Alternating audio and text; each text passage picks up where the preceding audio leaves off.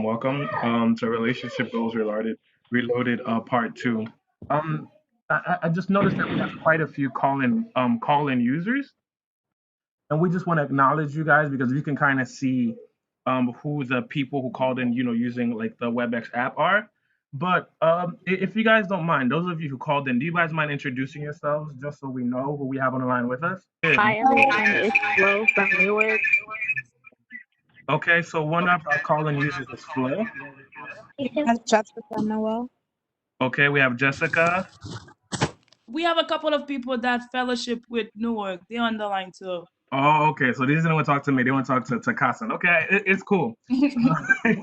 Like I said, guys, welcome. I'm glad Stevenson and Kassan that you guys switched to the video. Now we can see your faces. Now So when we asking you guys the questions and we're making you guys sweat, we want to see the sweat on your brow physically. Yeah. So call-in users, if you want to have questions, feel free at any point in time to speak up. Since you guys might not be able to write in the chat, that's why I kind of wanted to acknowledge you guys. In case you guys did have any questions. So without any further ado, one more time, though, guys, don't forget the poll that I have going on. And now I'm gonna pass it on to the one, the only Sister Ruth Shamma Lewis Jack.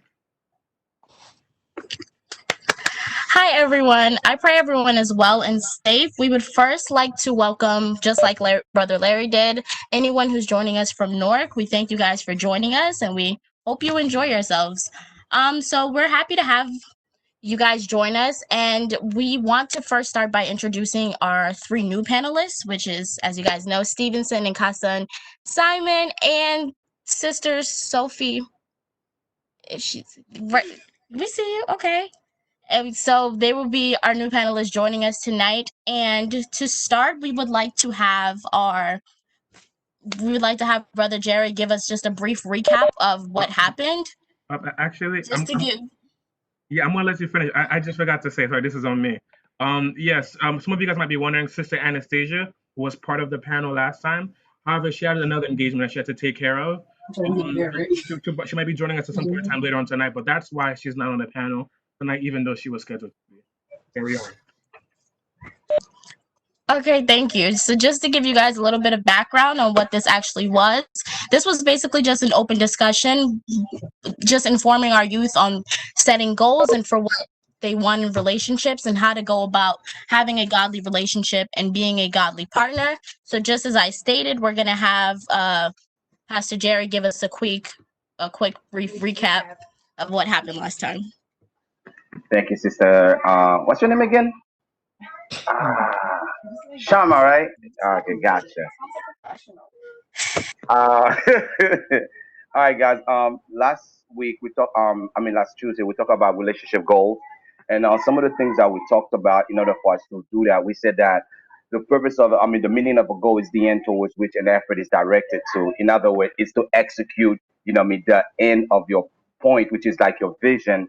And we said that the point is that you want to make sure that you have your vision in mind and then work towards it, because we said that Proverbs 29:18 says that where there is no vision, the people is perishing. So therefore, we said that you have to make sure that everything that you are doing is aiming towards that vision. But we said that that vision cannot be the wedding, meaning that the wedding is actually the steps tool that takes you towards your marriage. Actually, it affirms everything. So, because there's a difference between a marriage and also a wedding, where the wedding is the celebration of that marriage. But then again, we said that the way we kind of work towards that end goal is that we said that we have to work backwards. Start with the end in mind. Basically, example, if one of your goal is to get, for example, is to get married within the next 5 years. So now you start working backward. What are some of the things you need to get aligned by? And we said that you have to understand that vision, first of all, start with your mind. And the very best thing to do is to write it down. And that's why sometimes we said that, it's very important to write it down, because then you start to affirm it. You kind of put it into what we call a vision board. And then next, not only that, wherever you go, you can see it. And then next, the best thing I was to say earlier is to execute that, because, you can do all the writing and everything, but if you're not going to execute it and you're not going to do it, because not just write it down, it's just to write the steps to it. Because if you're not going to do it, don't write it down, because a lot of times, I want to do this. Why are the steps to do it? Write it down to make sure we get to it. And we identified a few other things that is very important that we need to do. The other thing we said,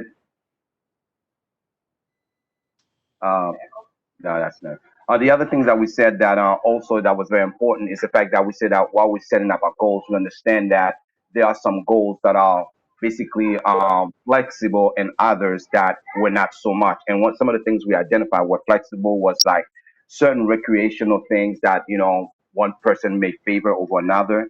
And other thing was the fact that certain physical attributes, certain age gap, social in terms of introvert, extrovert, and we said that some of these things they're somewhat flexible or whatnot.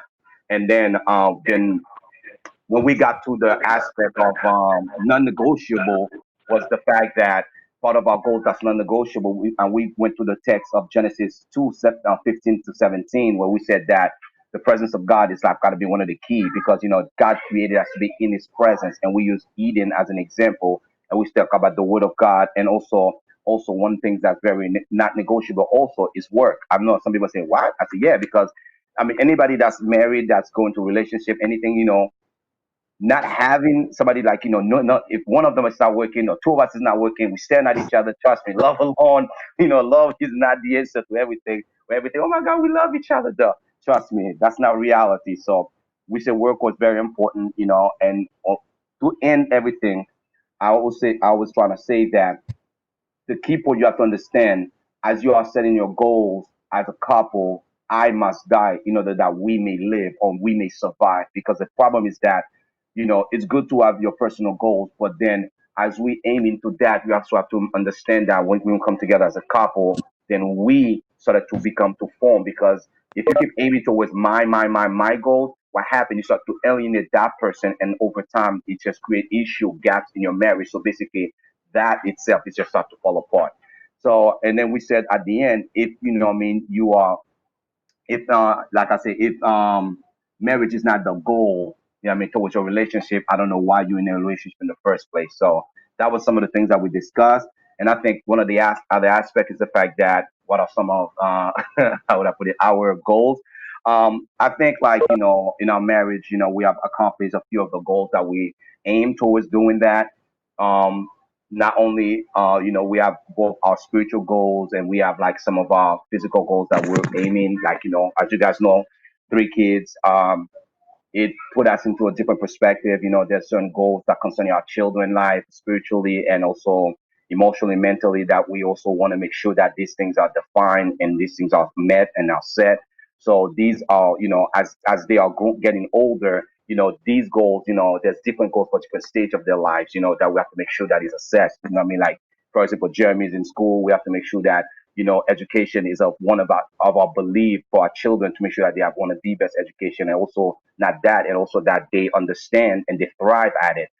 So that's why sometimes, you know, some might say like we're very hard on them. It's not that we're hard, it's the fact that we understand that in this society, you have to be, what I mean, like you have to be set, your mind, mentally, emotionally, you have to be set, you have to be ready, because your people that you challenging, those that you are going to go against, the things that they are doing by the time they're like literally like 3 4 years old, you see it when you're like 8, and it's insane. So therefore we got to make sure that they themselves are prepared. So these are some of the things that we're aiming for in terms of like our marital goals. Of course, we forever, growing and aiming towards like different things to do as a couple, where we're trying to be within the next 2 3 years. So we just always make sure we're working towards our plan, making sure that, we're dotting up that, dotting up, the I's and cross the T's and everything like that. So that's some of the things I want to say. So at this point, I think we're going to pass it to Sister Sophie, and she's going to take over at this point. Yeah, Okay, so since Sister Anna's not here at this moment, so again, I didn't do the presentation, so I'm just gonna do like a brief summary of what she spoke about. So she started talking about the story of Ruth and Boaz, and she said she was basically like showing us how Ruth did not meet certain criteria and stuff like that as like your perfect ideal woman to marry overall. And so she compared the story of Ruth and Boaz to our story, like us present day. And one thing she asks is that, I'm going to paraphrase because, she did it, but I'm going to paraphrase. And one thing she asks is that, what if the person that God has for you. Say like you have a checklist, right? And the person that God has for you, and all the checklists that you have, and none of it is in the person that he has for you, that he intended for you to have, and none of it is in it, but because it's in God's will, what if, like, how does that, so like in the sort, and then she ties them back to Ruth and Boaz, but even though it's not in your checklist, but because it's in God's will, then it's the right thing overall, basically. So that's something that, like, I think everyone can relate to that. I mean, everyone who's married, I can say for the most part, because there are certain things, that we kind of like wanted, like when we were younger. We're like, well, I want a spouse that's like this, or a spouse that's like that. And when reality hit, and then when it's time for us to marry or to find that person, some of the things that was in our checklist is not there. But we know, like, along the long run, we realize, wow, God's plan was perfect after all for us. And that's what it was in a nutshell. Okay, thank you so much. So for those who just came in, what Sister Sophie and what Pastor Jerry was doing was just giving us a brief recap on our part 1 of our relationship goals and what we did this past Tuesday.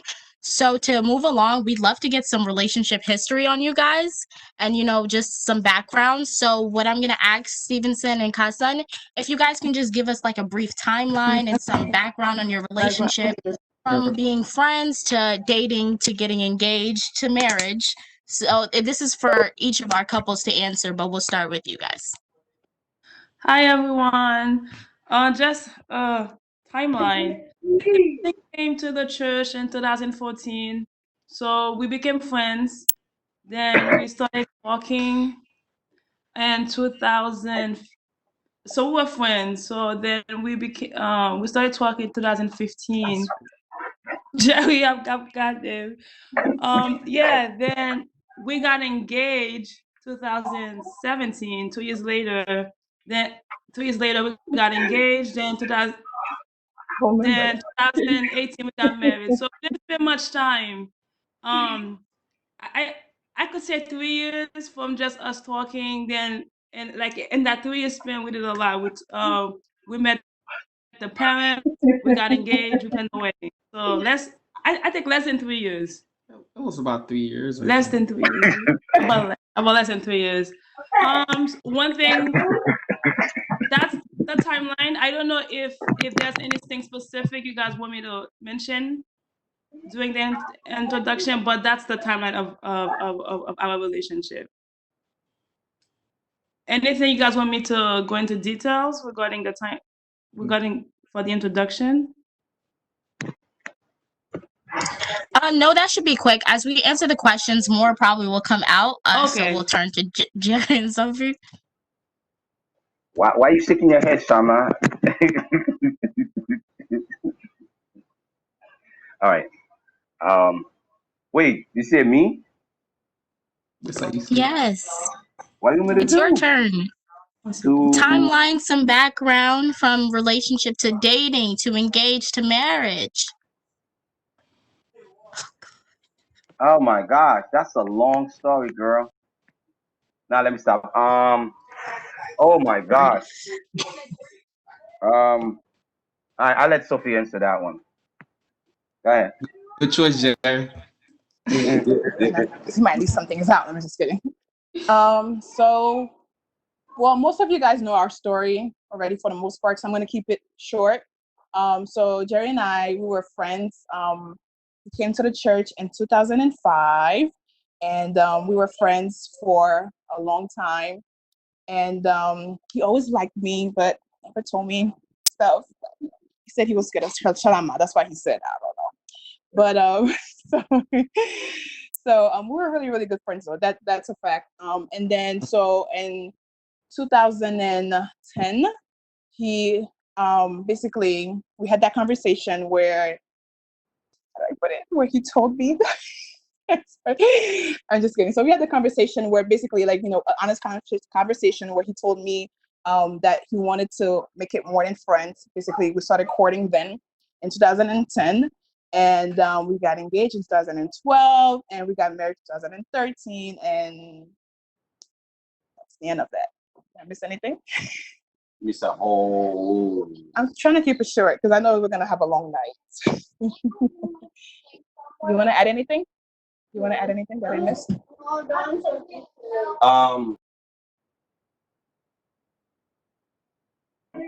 The one thing I probably would say is it's kind of like the process, some of the process, the way we kind of get to that. Some of the things that happen is that for those of you guys, I remember last time I kind of talked about it a little bit.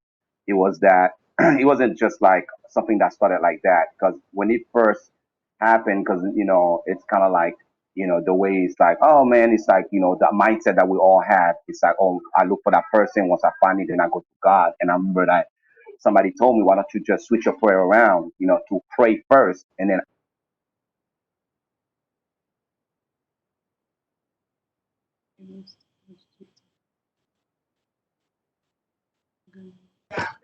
Jerry, you're muted.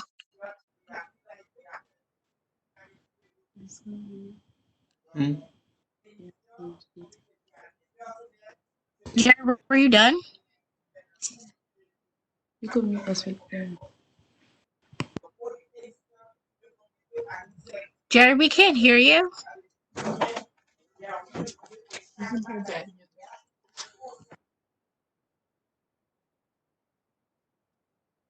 can you hear me now? Yes.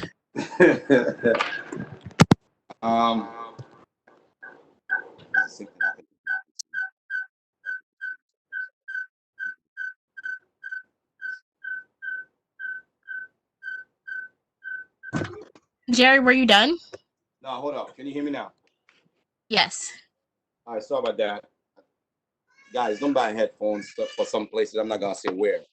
All right, so basically, to make a story short, it's that what happened was that after I started having that conversation with my friend, and I was told that, listen, switch your prayer around to the point that it wasn't simply about just go ahead and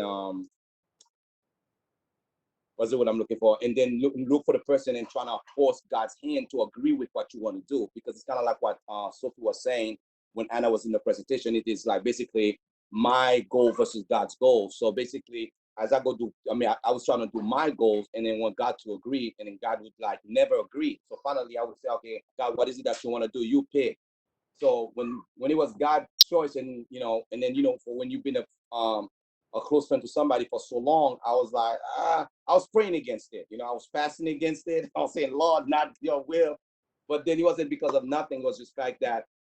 I didn't see it like that at the beginning until like that's why we were saying, like, when it's God's will, sometimes what you don't see, or the people you don't assume, or the people you don't think, and then sometimes that's who God had in mind for you the whole time.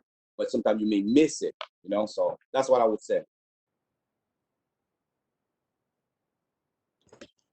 Okay, thank you. So now we're gonna get into the questions. So throughout this whole discussion, if you guys have any questions, you guys can put it in the chat.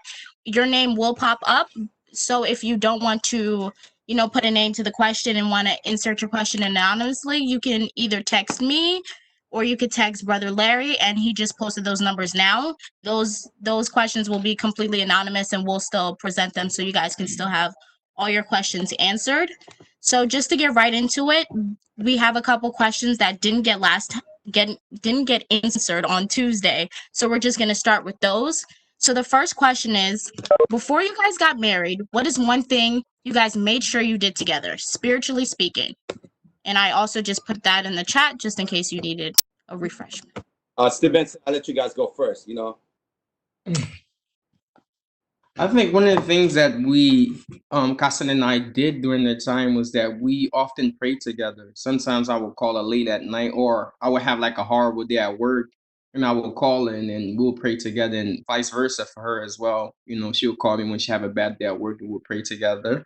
I think one thing we did counseling, not so much the pastor counseling us. We had different couples from different path of lives. They were so Christian, but we got advice from a lot of different couples, and I think that's something we did before marriage.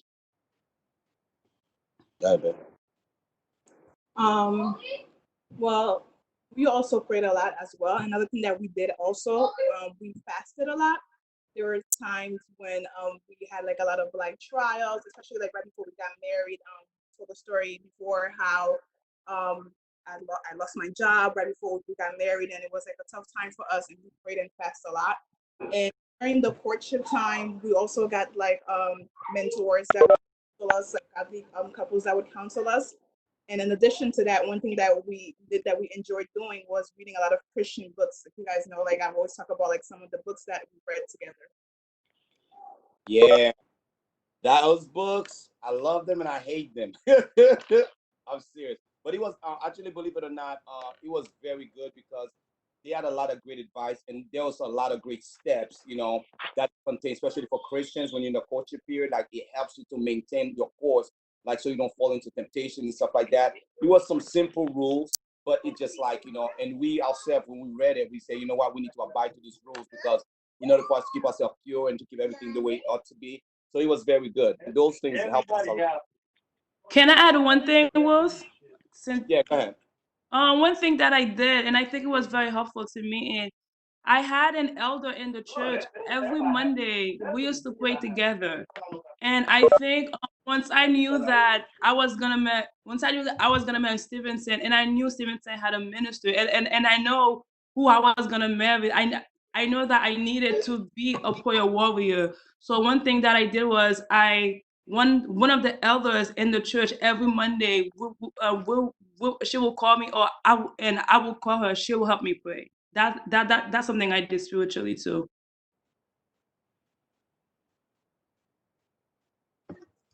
Thank you. So if anyone from Newark has any questions, like I said, you guys can put in the chat. We'll definitely prioritize those questions, considering that this is the second time that Roselle was doing this.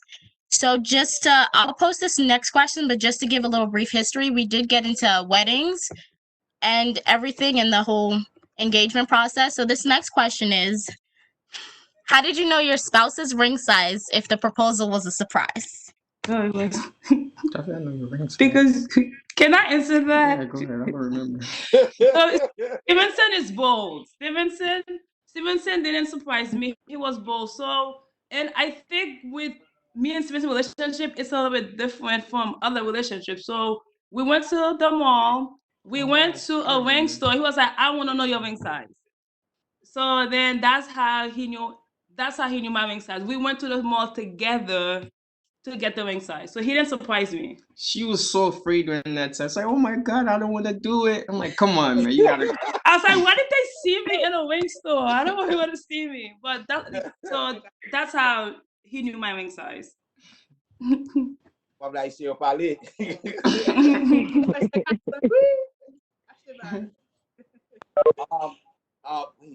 I think the way I did, because she used to work at Kmart at the time, way before. And when she used to work at Kmart, she used to always tell me all these different things that she would try ring, and she would tell me.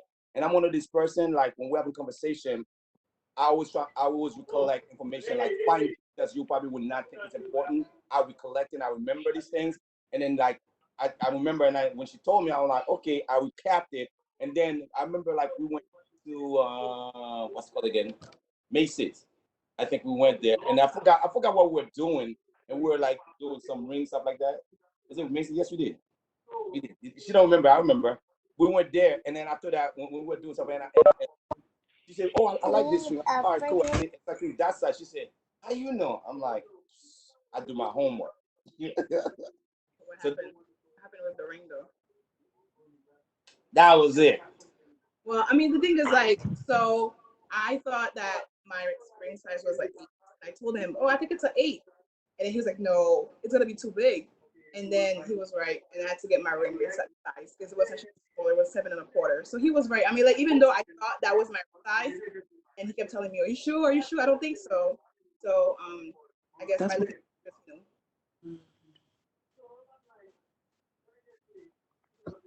All right, lovely. So Burley just sent in a question, and it is, how do you work on building trust? How do you work on building trust in a relationship when it has been broken? Also, when do you decide enough is enough and the breach of trust is too major for the relationship to be mended? It's also posted in the chat if you guys needed a quick refresher.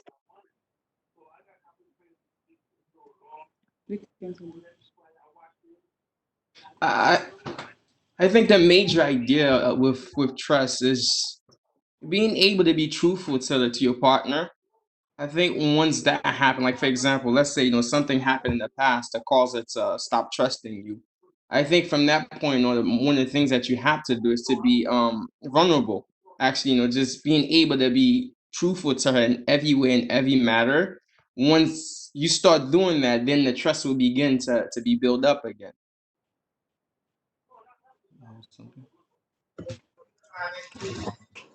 Jerry and Sylvie. No, before my question was first gonna be, is that in relationship to basically when you're married or when you're dating? Because when you're dating. When you're dating. Oh, when you're dating. Okay. How do you build trust in a relationship? I mean, relationship itself, it's built on trust, nonetheless.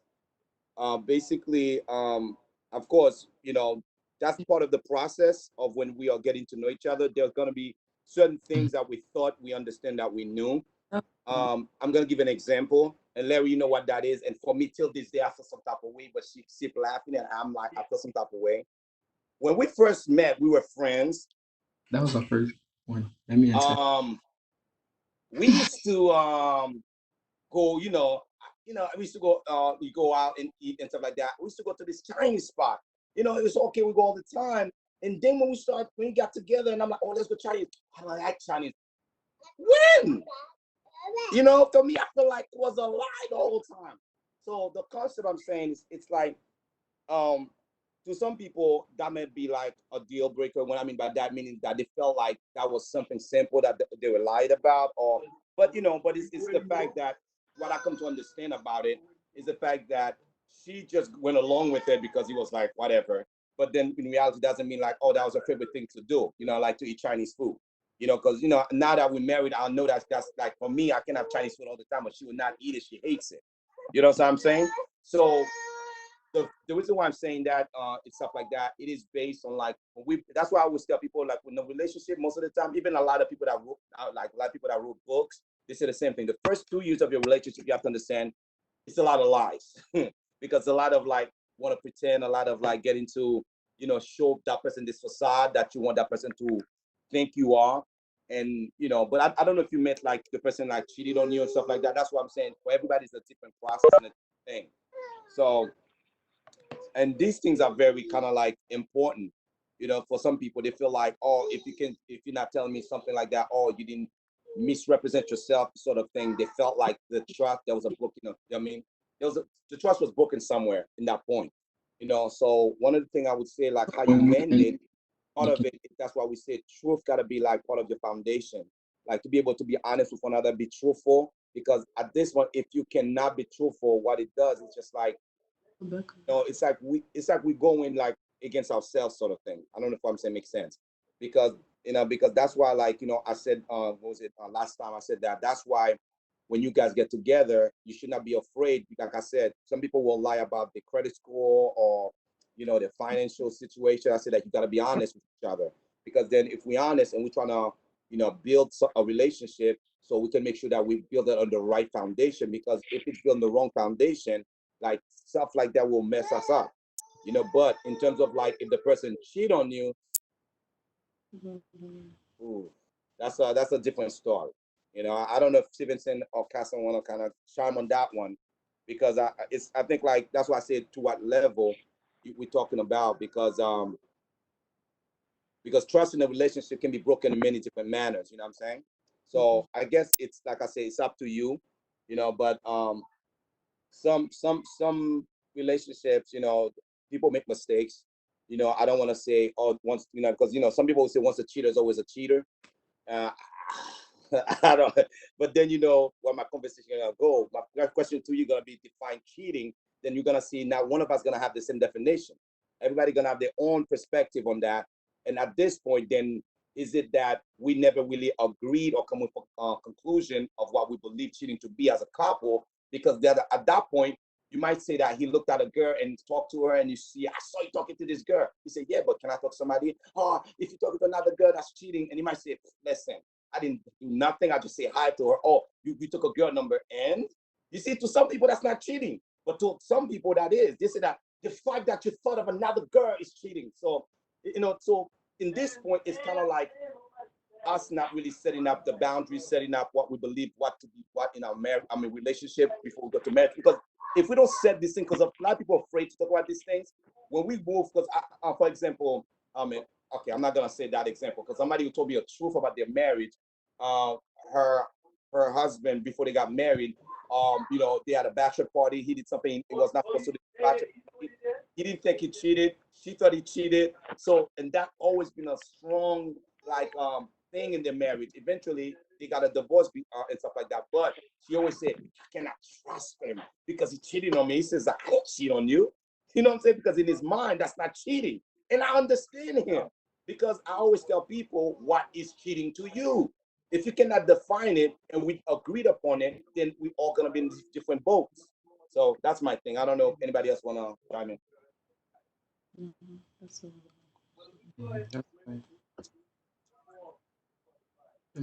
So, did you have anything else to add? No. Okay, so we'll just get into the next question, and we'll encourage our panelists to be a little bit more shorter and brief on the answers, just so that we can get all the questions in. The next question, I will pair it up with a question asked further down the line. How did you handle your first conflict as a married couple, and how do you handle your arguments as right now? Stevenson's gonna go for that one. I think the first conflict that my wife and I had was it? I think it was the week after we got married, right? The week after we got married. No, maybe 2 weeks, 2 or 3 weeks later. Oh, 2 or 3 weeks later. She's good with the dates, right? I think it was like 2 or 3 weeks later. What happened was one night we usually gathered before you go to sleep to pray.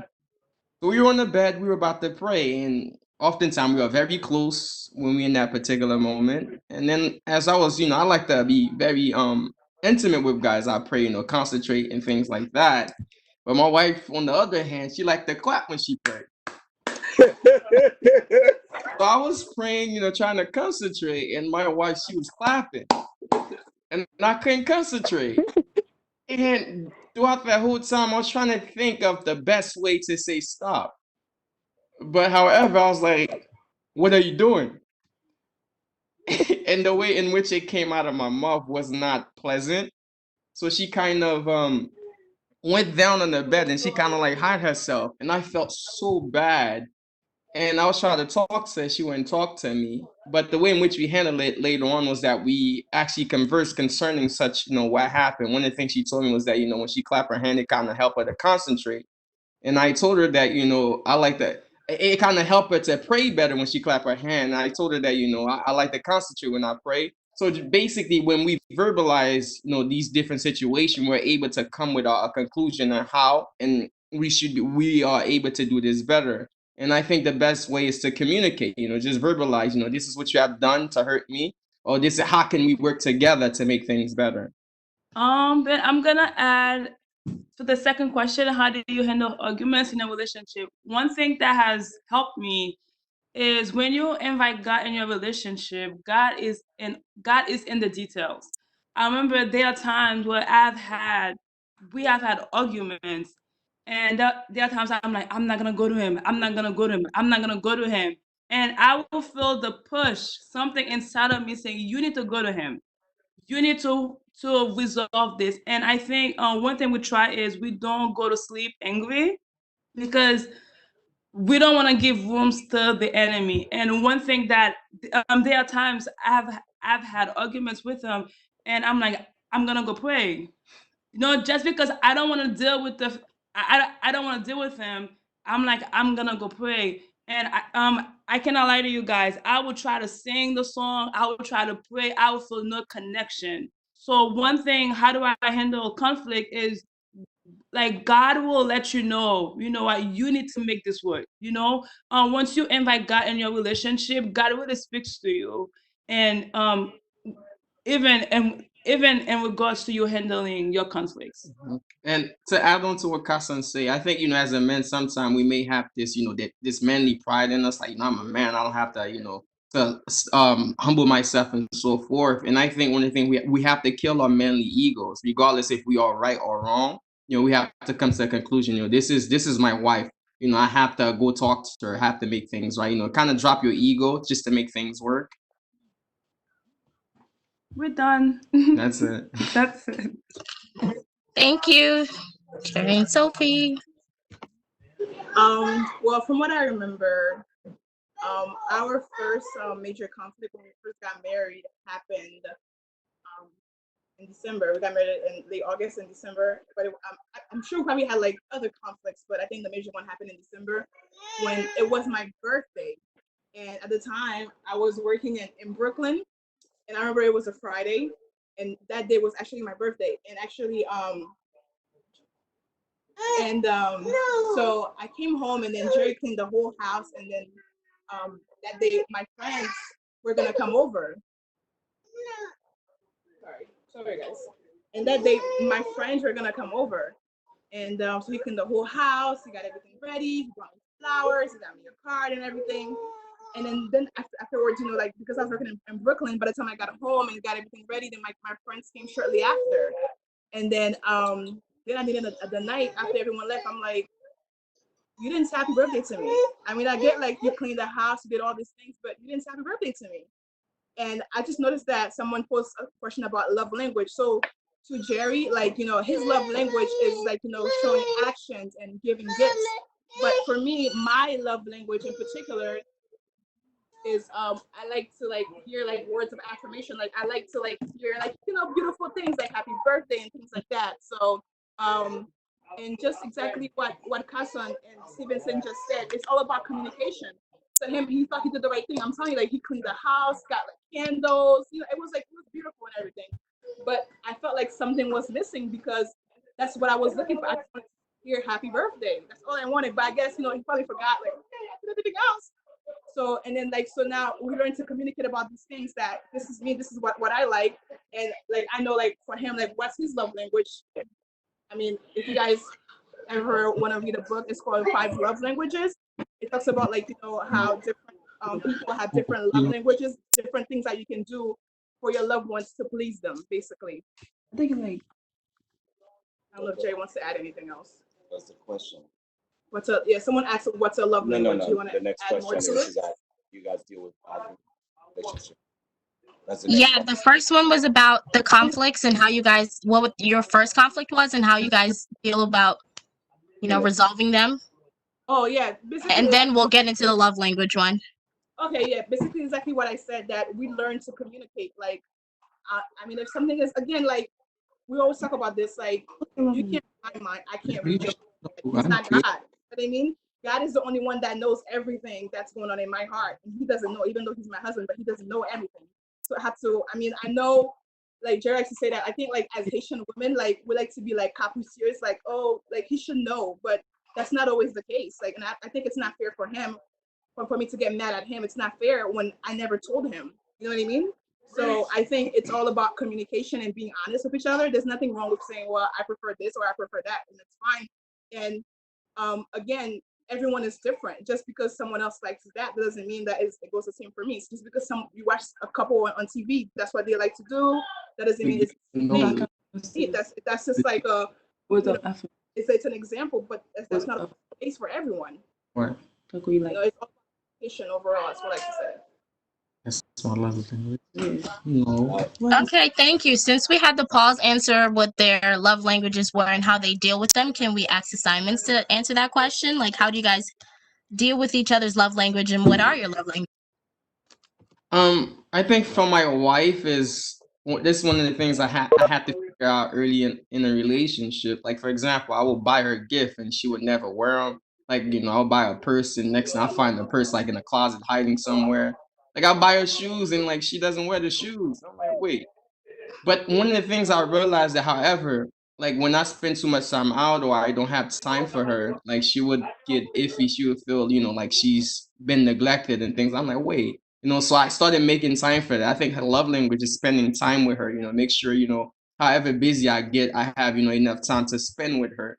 Because, you know, I can buy her all the gift in the world. That's not going to make her happy. But once, you know, I sit down with her or I stay on the next to her with her and just talk to her, she'd be the happiest woman ever. And I think that's a love language. You? What's your tell me? Food. Okay.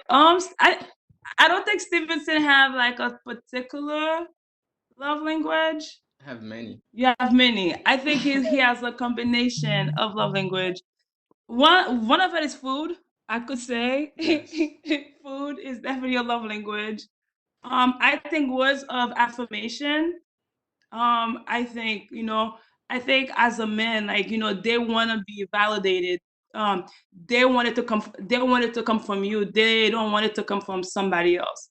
And I think that's another love language he has too. Am I missing anything? Yeah. I think my grandma oftentimes say the best way to a man's heart is through his stomach. So food. Okay, thank you. So just to get into the next question, to get into the next question by Burley, is it wise to multi-date? Just getting to know the people before getting serious and defining the relationship with one person. Is it wise to multi-date or date multiple people? I would say, please don't. I know Hollywood and the way it looks on TV and everything like that. That seems to be the norm, and that's what everybody wants to do. It seems because usually it leads to headaches, problem, issue, animosity, because then one person gonna feel like because usually, especially for most women, the moment that you're talking to them and they like you, they tend to be committed to you. You know, that means they give you all of themselves. And then when the moment they find out there's a competition going on, like another person in the mix, they feel iffy. Now they always feel like everything they do, you're comparing them to the next person. And even if you guys were to be like, you know what, I did not choose you.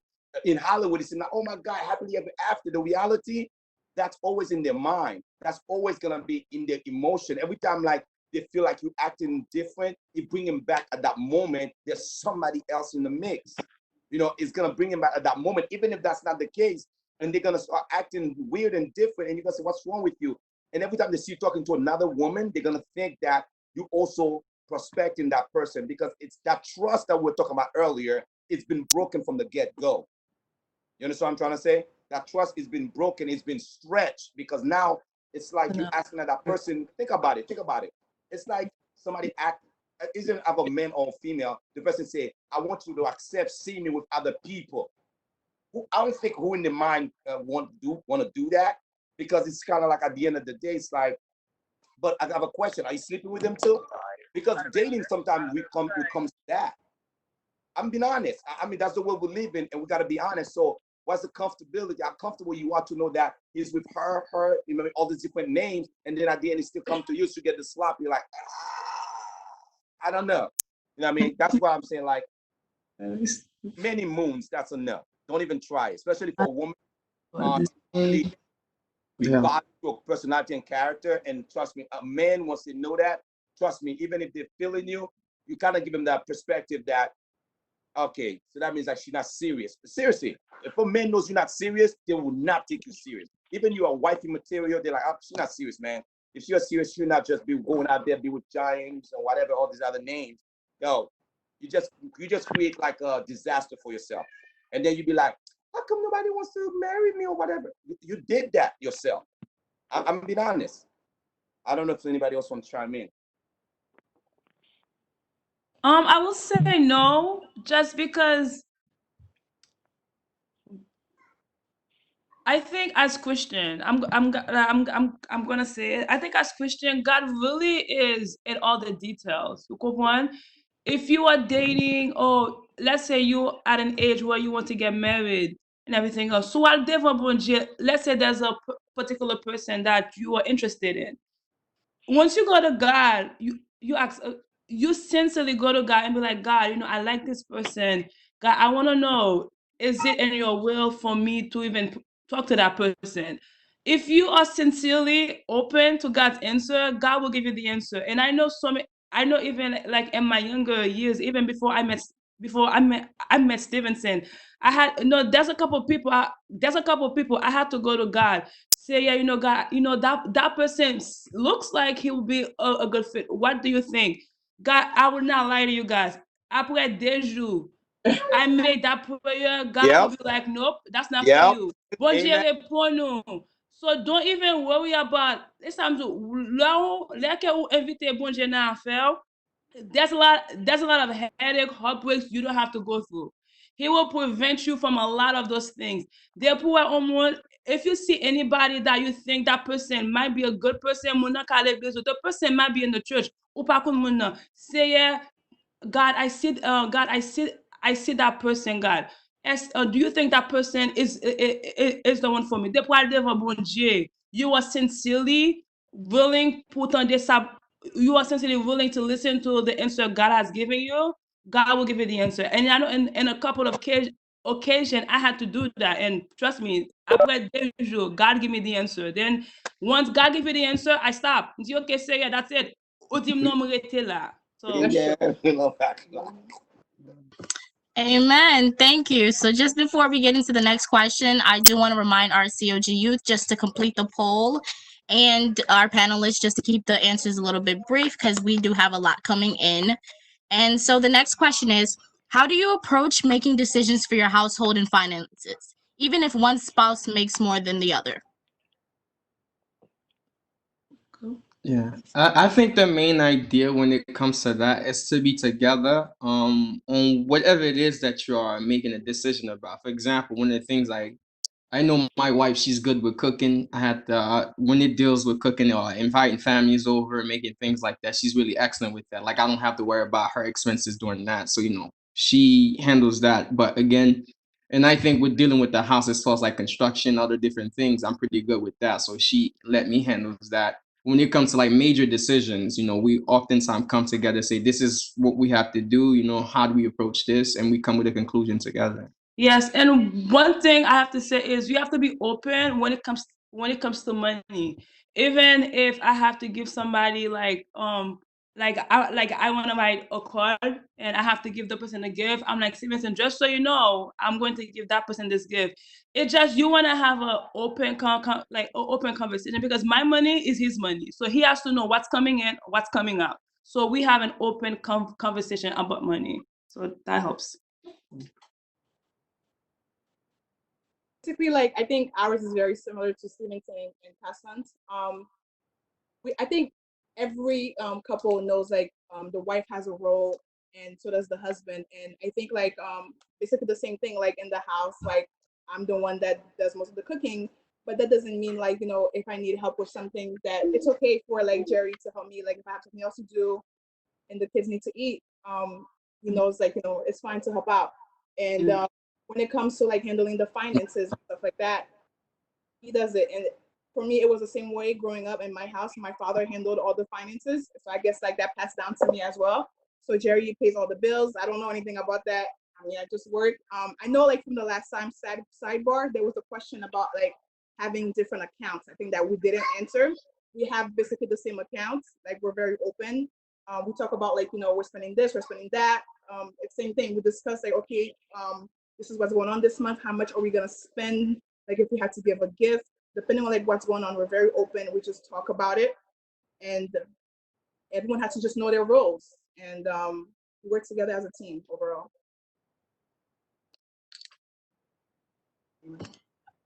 Okay, thank you. So just because we're on the topic of finances, and Sister Sophie just mentioned it earlier, what the question is what are your opinions or what does the Bible say on having separate accounts or joint accounts? Even if your significant other knows what's in it, is it still okay? And I posted it in the chat just in case. I think with that, I think it's an open relationship. I think for the first year of our marriage, we had separate accounts just because we never had the chance to go to the bank to get everything finalized. And I think it's after 1 year, that's when we finally joined everything. Again, I don't think it's bad to have separate accounts, but I think I think it's preferred to have one account, but having separate accounts, I think as long as everybody is like everybody is aware of everything, I think it's fine. I think one of the major things to consider when with this is just being open and honest with your spouse concerning it. For example, let's say you had like a separate account. One of the things my grandma told me before I came into the marriage, which was not a Christian outlook on things. She was like, oh, pas fwe tout ba non sel basket, no make sure gon ti account non kote pou si madame nan ta tête li ta fati. Which was not, it was not a good a good advice for her to give me. But say the good one and this is how they think of life. But it's just being open, being honest, whatever that you have, you share everything with your spouse. Yeah. I mean, like one of the things that we do in terms of like, it's like even though like my wife said we have accounts, but we have different accounts, in other words, for different things. Let's just say like for example, like school, maybe one account, like bills is another account. We have different account in that sense, but but everybody's name is in their account. You know what I'm saying? Because something happens. Yeah, that's what I'm saying. Both of our names is in the account. So basically, we have access to everybody's account. So, but you know what I mean? Because it's like I said, in that sense, I guess that's what she meant. Steven said, don't put it all in one account bank. You can have like PNC. It's okay. No, I'm just joking. But yeah. So we just do it like that because that way we know if this account, if something happened, okay, I know the surplus, like the savings. Okay, if that one something happened, like they just say, boom, there's a car issue that was not planned. So I know exactly I'm gonna go to the savings, which is not connected with my other account. Because some of my account did just withdraw. Do direct withdrawal. I just want to keep it simple so that I don't want nothing to happen. So that, oh my gosh, I forgot. I used it for the, because it happens. But that's one thing I would say. You can, that way. But I think like everyone has a preference. And again, as long as like what Stevenson is saying, as long as you're open to each like with each other and not doing anything wrong, then it's fine. But for us, that's what works for us. Okay, moving along. The next question is, can personalities be a problem within a relationship? I say yes, no. I think Stevenson and I are very opposite, like somewhat very opposite. When they say you marry, opposite attracts, opposite did attract in this relationship. Yeah. So I think it's knowing that you have to work around it, So I think it depends. As long as you are willing to work around that personalities, I think it's it's fine. Yeah. And to add on to what Carson said, like I'm a very goofy person. Carson is like very serious. So I think, just knowing sometimes, when we go out, I like to make jokes and things like that. She's like, no, you can make that type of joke. And I think it kind of helps sometimes too. She keep me in check. And I also sometimes when she get like, down, I can make her laugh. Yeah, so it balance. It's a balance.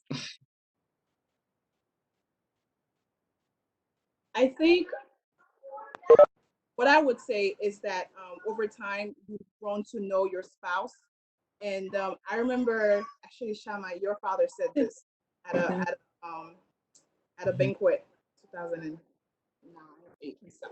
Anyways, what he said was that before you marry someone, you have to look to see like what are like his personalities, the characters and traits, and you have to see when you turn the lights on, you have to see if you can deal with that personality, right? If you feel like you cannot deal with it completely, then then don't go for it. And he also said that too, even like after you get married, like later on, like 10, 15 years later, you'll find out new characteristics about your husband and or your spouse. And I think that that's the case for like most marriages, that over time, like you've learned to like learn new things and like how to deal with this. Well, I know he doesn't like this, so I'm not gonna do that to him to get him upset, because I know he doesn't like when I say this or act like that. You know what I mean? So I think it's like a matter of like learning about each other and see like what they like and don't like.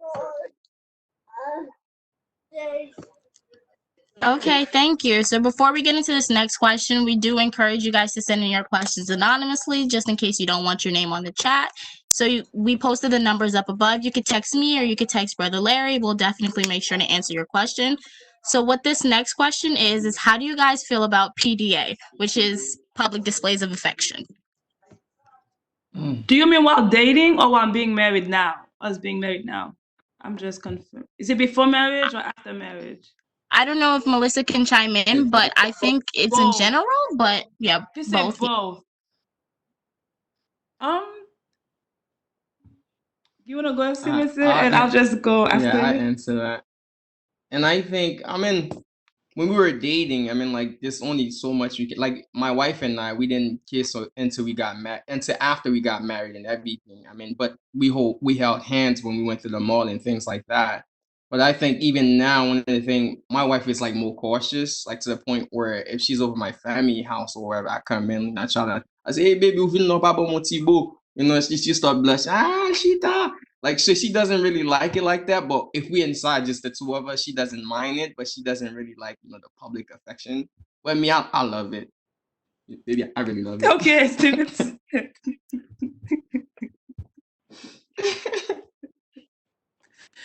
Oh boy. But that's about it. Don't you have anything? We don't have anything that much. I guess what I want to say, like, especially like when you were like in the dating or the courting phase, you know what I mean? You got to be mindful, like we said earlier, about like your PDAs, because the thing is that, it's a thin line to tread on, because the moment, like, Stevenson may understand what I'm saying. Like when you start treading on that line, it's like sometimes it may lead, because remember, it doesn't stop there. It may lead to other things. And that's why those things, you got to be mindful about it, because the thing is that at the end of the day, you want to keep yourself pure, and you want to keep yourself to the point that when you want to save it for when you guys get married and stuff. So that's very important. But then afterwards, after we got married, it's like, of course, there's a sense of like affection, public affection. But the thing is that the crazy thing about it, I'm gonna say, as crazy as it sounds, you gotta be mindful about that also. The reason why I said that you gotta be mindful, because as much as like you want to display public affection, but then you have to understand the limits. Yeah. What I mean by that, some people, it's like they display public affection, but they just start going to the point is that you say, are you guys in the bedroom or you guys just, you know what I'm saying? So you got to be mindful, because there's a different people did tend to cross that little barrier so much, and it's like you're no longer in public affection. You just have been like literally like I don't know how to put it, but you guys understand. I don't need to say those things, but I would say, I mean, like you say, if you want to hold hands, you give a hug or a kiss and stuff like that, that's understandable. But then some people, they just want to go full on, like, like the movies, and like when they see like I'm like, yo, this is movie, this is not reality. Remember, this is the reason we call it movie entertainment, but it's not a reality. So that's what I want to say. What I wanted to add. Sorry guys, excuse my children. It's 3 of them for those of you guys that do not know. What I wanted to add is that what was I gonna say? Okay, that I think again our situation is pretty similar to Carson and Stevenson's. And I think it's like the way that you were brought up. And also our, I should say, Haitian Christian culture, they kind of, yeah, I mean, like for the most part, I'm not gonna say every Haitian culture is like that, but it's kind of like it's kind of a stigma to show affection, whereas like Jerry's family is very like open. I mean, like at first it used to be kind of like uncomfortable. Like you guys are like they just talk about like anything and stuff like that, and they want us to be like affectionate. There was like big jokes and stuff like that, and I used to kind of get shy. But I think it's like something that again, as time goes by, I've learned to deal with, and I think that it's actually a good thing, and it's healthy for the marriage. Okay, thank you. So the next question is, what do you think of long distance relationships? Okay. I mean, that's a good question. I think it can be beneficial, and it can also be not beneficial in a way, because one of the things that there are certain things you won't be able to realize until you actually meet the person and kind of maybe, be in a church or an environment where the person is. It can be it would be unbeneficial in that aspect. But it can be beneficial because it can kind of keep you from certain things that the flesh want to do. So it's two aspects to it. The main thing is just to know. The main thing is to know, if it's God in that particular relationship. That's the key point. Once you know that, then you can be able to enter the different aspects of it. I have nothing to add. He said everything. Yeah, I mean, kind of like what Brother Stevenson said, it's almost the same thing. It's long distance relationship. The trust issue become a major thing, because the thing is that person been faithful the entire time? Is that person themselves, And I think that's why Brother Stevenson identified the whole aspect of, is it within God's will? Because these things become a thing that you have to really think of, you have to consider, because in reality, let's just say example. I'm going to take an example, like you hear the person's all the way in Florida. I'm going to use the United States, not even another country. Yes, you can probably, see each other from time to time, but then again, you don't know what that person is doing on their spare time. It's a lot of things. So you really gotta have a strong trust base where you actually trust that person and you're confident in yourself. And like I said, continue to pray and continue believing that this is the right thing and that God is in it. I think it depends though. Like what everyone said is completely correct. But like in a case where it's someone that you know already, because I'm like a few friends of mine, they've been in a situation where it's someone that they were friends with for a long time, and they knew the person already, so they had already built the trust, so it worked for them, and they're married now and they're fine. So I think it depends on the situation. Every situation is different. All right. So the next question is from Nikki. Knowing what you know now, would you still have gotten married when you did, or would you have waited a little more or a little less?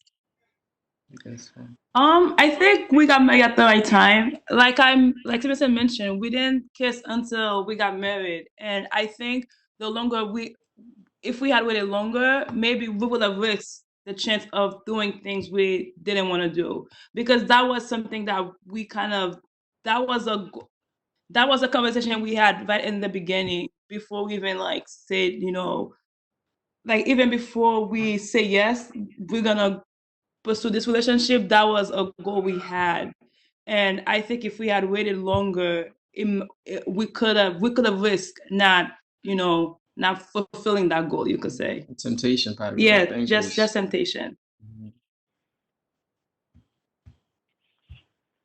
Same thing for us. I think it was the right time for us as well. One of the things that I wanted to do, because when we got together, I was in college. I wanted to finish college. I wanted to get my bachelor's degree before we got married. So and it happened just like that. So I graduated in 2012 and we got married in 2013. That was my condition. Remember the meeting we talked about, guys? That was part of my condition. All right, moving along. Next one is Rebecca's question. So what was one thing you guys were afraid of before you got married? That's good. I'll start. And I think for me, one of the things I was afraid of before I got married was before I actually Cassie and I got together, I was in a relationship which kind of ended bad to the point where I was engaged already. And the engagement to the point, where the young lady gave me back the ring, whatever. So it was very traumatizing on my part. And it was kind of hard for me to let Kasan end. So I was kind of afraid of that because it left me traumatized, if I may put it that way. And it was really hard for me to kind of open up to Kasan. But, as I got to see the person that she is, how, she was very loving, that kind of opened up the barrier for me to come, that kind of opened up the barrier that I had for her to come. I'm going to add one thing what Stevenson's saying. Once you know God is in it, even though you're going to face some difficulties, you're going to be like, you know what? God is in it. I'm going to stay. You know what I mean? If I didn't have the word that God wanted me to stay, I could have said, oh my goodness, this guy doesn't like me anymore. I'm going to walk away. But once I know God was in it, so I was willing to put in the work, the time to make it work. Just to go back, what was I afraid of? And I think just to be open, just to be honest, I was really afraid of the physical aspect that comes after wedding. So that was something that I was afraid of. So I think just to answer the question, I think someone said I'd give her the same ring. I didn't give her the same ring. I don't think she would have taken it. Have it, really? Oh,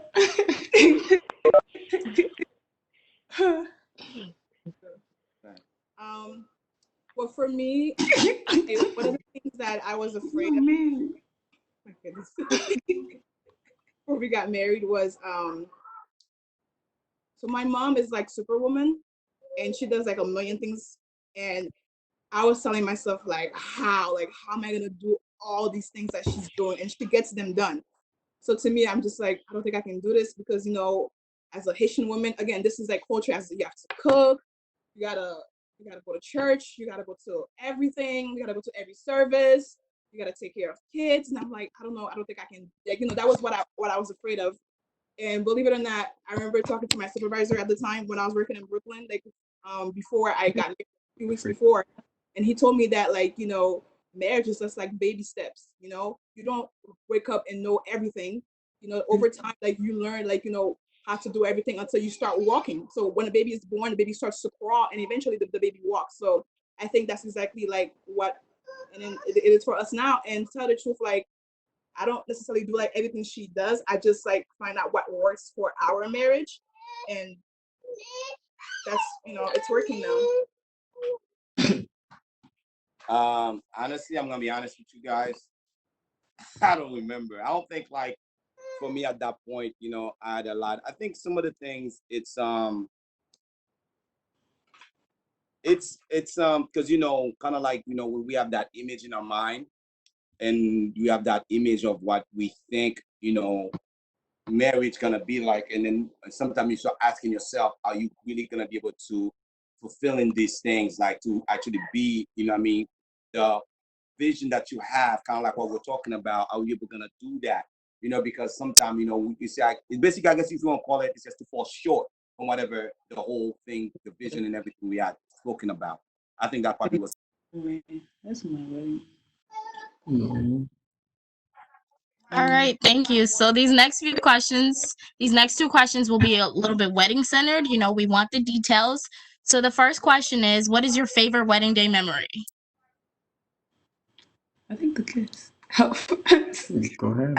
I think I won't say my favorite. Oh my goodness, most impactful was when they were gonna pronounce "You May Kiss the Bride." I was like, Stevenson, what are we gonna do? What are we gonna do? So I was literally shaking throughout that kiss. So I think that was the most, like, oh my goodness, favorite memories you could say during that day. Like, she was literally shaking. Like, as I held her, like, you can feel the vibration. I was like, baby, relax.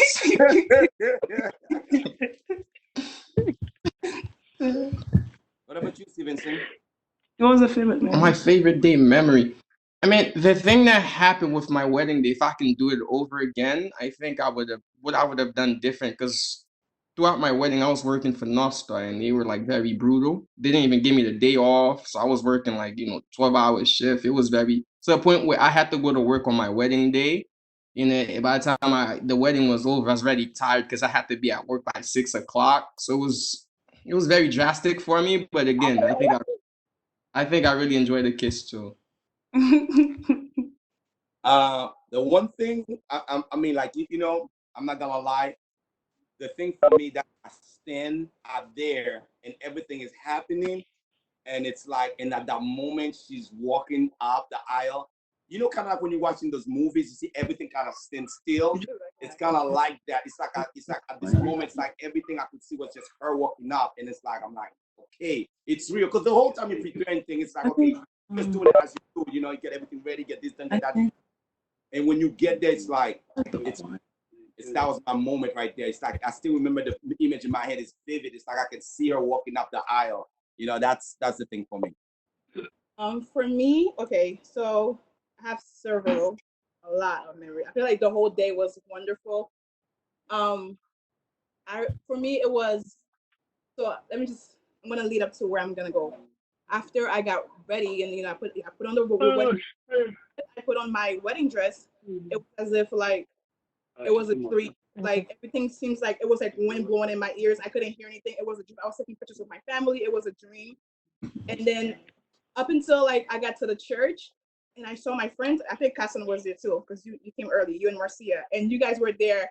And I saw like my friends from college, all of my friends, my family members, and I just started crying. I bawled. I cried and cried because I'm like, this is real. This is not a dream. I cried and I cried. And then I made my bridesmaid cry too. Sorry guys. And everybody started crying.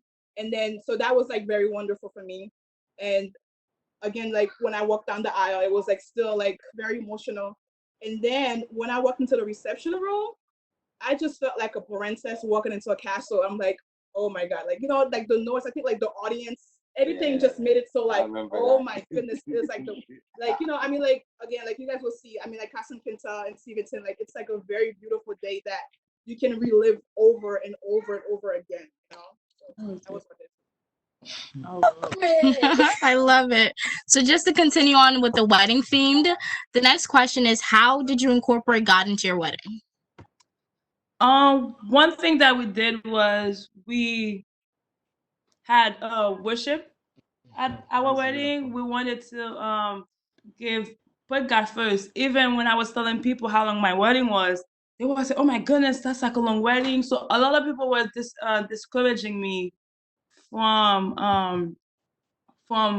having a long wedding. I had a church service, I had worship, I had to preach, So that was how I incorporated God in my wedding. And also there were things that, like I said, when you invite God, God tells you what to do, what not to do. There were some things that I wanted to do during my wedding, and God would tell me, no, do not do it, and I didn't do it. So that's how I incorporated God in my wedding.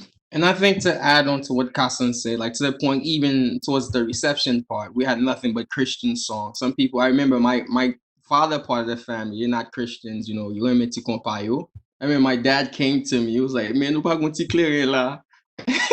And I was like, "No, Dad, we don't have that here." I think even in the reception part, we kind of, talk together, say we want nothing but, true worship or praise song to honor God in every way. And even up till this day, I still get criticized that I'm like, you are coming to a Christian's wedding, so what did you expect? So even up till the day, some people like, oh my gosh, I'm okay. What do you want me to do? So yeah, that's it. For us, like we said from the get-go, one of the things that we did a lot was that, like I said, not only were we fasting and praying a lot, but from the get-go, everything that we did, we wanted to make sure, because I remember, like, because the wedding, if it wasn't God, it would not happen. And then when we pointed out to say that's why we dedicated the whole thing. Everything that we did, we want to make sure it's God-centered, because the thing is that we said, God, you know what? We have the rest of our marriage to satisfy ourselves. I wanted to be a testimony on God's presence, God's omniscience, God's omnipotent. And we did that. We kind of like Cousin did, like everything, like, from like, even like, the music that we had now in our reception was like worship, praise, and it was God-centered. Everything was surrounding God.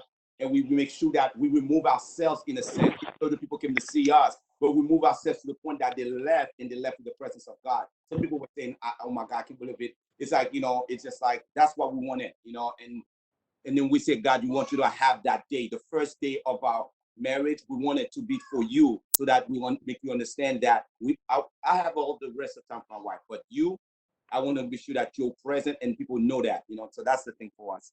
And I just want to add something. A lot of times, like, as when people are going to get married, people around us like to give pressure, kind of like what Stevenson was saying. But guys, let me tell you right now, just do the right thing. You're never going to regret it. Do the right thing. Like at the moment, you might feel like it's temptation. You feel pressured, like, am I making a mistake? But along the long run, like, if something happens, they say, God, remember, at my wedding day, I did this for you guys. I honored you. It was all about you. It wasn't about, like, anything else, and it was about you, and you will never ever regret it. It's better that you do like the godly thing rather than to like please other people and to regret it later.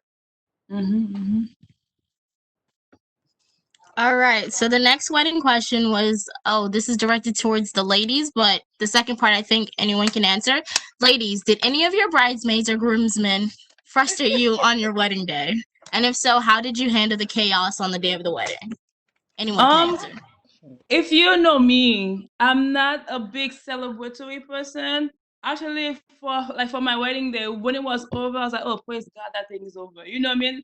It's just like I'm not a big celebratory person, and one thing, I was not a bridezilla in my wedding. I'm like, you know what? I just want to get married. You know what I mean? That's it. You know. So as long as at the end of the day I get married, that's it. So what? Just a long story short, I had good bridesmaid didn't give me any trouble. So yeah. But I think one of the things that I had one of my guys, he didn't show up. Like he went, got his suit and everything else, but towards the end he didn't show up. You know. But by the name but everything went well. We thank God for that. I did not let nothing bother me. I was like, oh, okay, bother me. We're gonna keep moving forward. So I didn't let any details like stop me. Like when you plan a wedding, there's gonna be a lot of things that's gonna come your way. A lot of things you wanted, you are not gonna have. You can choose to let this mess up your day, or you can be like, you know what, I'm gonna move on. So one thing I was like, I wanted worship at my wedding. As long as I had worship, I was like, I'm done. You know what I mean? So that was it. So well, let's just put it that way. Like I think overall, like there has to be drama whenever you're dealing with different people, with different personalities, with different perspectives. There is going to be drama regardless. So for my wedding, I can say there was a little bit of drama. Did not be honest with some of the words. It was about like the bridesmaid's dress, right? But what happened was when I was getting married, I don't know, God put me in a very humble state because like Jerry told you guys yesterday, 2 days ago, because I had lost my job. I lost my job in February and I was getting married in August. They didn't find a job until July, right? So throughout the whole time, I was very humble. I didn't want to, like Jerry told me, like, we're not going to argue with anybody. We're not going to do this. But I had my sister, Christina, she was fighting everybody. Like she was saying, no, we're doing this and that's it. So she was a bridezilla for me. But again, that was that only one incident. But overall, I can say I had like amazing bridesmaids. Come the day of the wedding, I can say all my bridesmaids, I didn't regret picking anybody because everybody was so great. They were working together and things were getting done and they were helping me out a lot. And I love that about them. Again, like I said, it's just human nature. People have different personalities and different perspectives. So it's going to happen. But overall, I had really, really great bridesmaids. Oh, and my groomsmen too. Yeah, my groomsmen were good. Very so you didn't talk about them. They didn't ask me. They didn't ask me.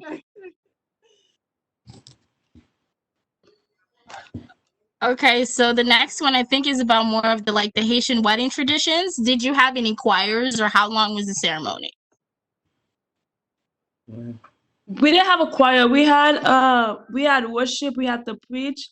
I think about 1 hour and a half was the wedding. It was longer because it was, I guess, it was a little bit late because what caused it late? The tardiness. I think about between 1 hour to 1 hour and a half was the wedding.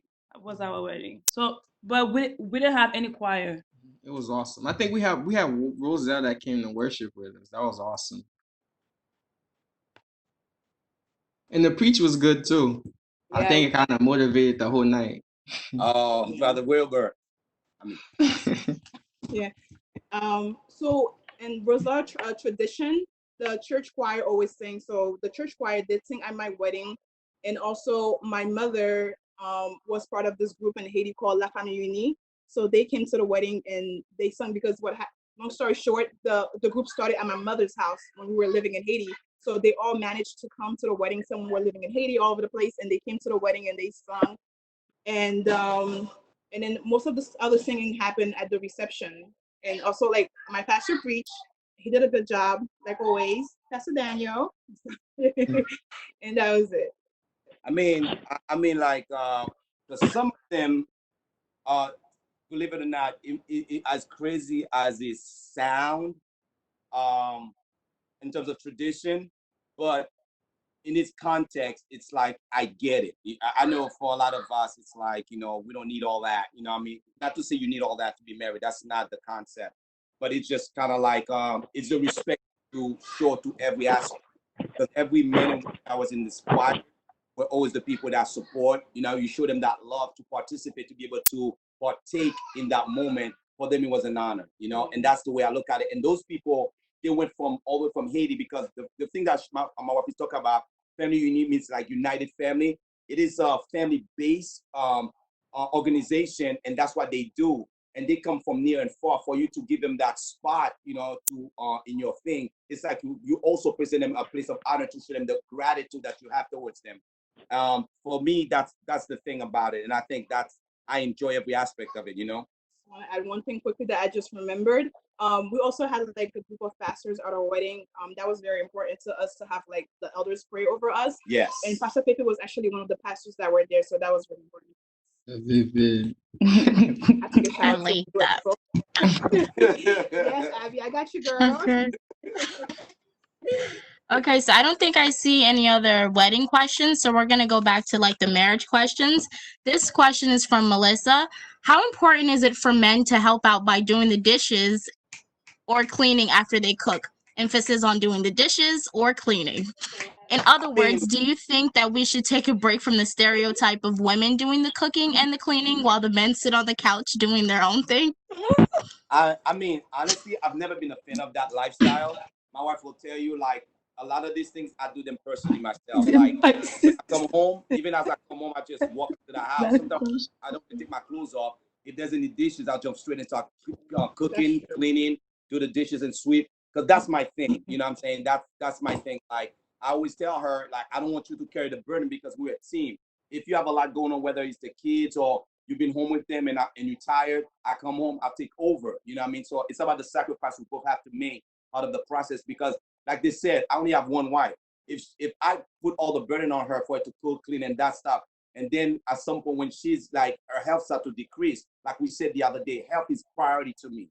Her being in a prime health when we're in our old age is very important to us, because I want to make sure we can still enjoy life, travel, do what we want to do. It's part of our goals. So if she's not in perfect health, that's going to be something I'm not going to be able to, a lot of these things kind of deteriorate it, so I have to take care of her. If I don't, who will? I think it's the same thing with Jerry and Sophie. I think me and Stevenson, we are a team. There are times, I'll cook. If I have the energy, I'll wash the dishes. There are times I don't have the energy. Stevenson will wash the dishes. So I think cleaning and doing the dishes, even laundry, it's like it's a team. So whoever can do it, do it. So we a team. Yeah. And my advice to you guys who are single, get your arms ready, because if your wife loves to cook, get ready to fubi the shojets. Amen. By the way, I'm the one that do most of the cooking. Don't listen to Sophie, all right? Just saying.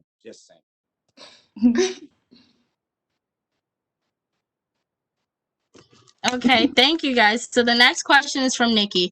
How do you feel about your spouse having single friends of the opposite sex or sexes? I think it's about trust. That's the next question.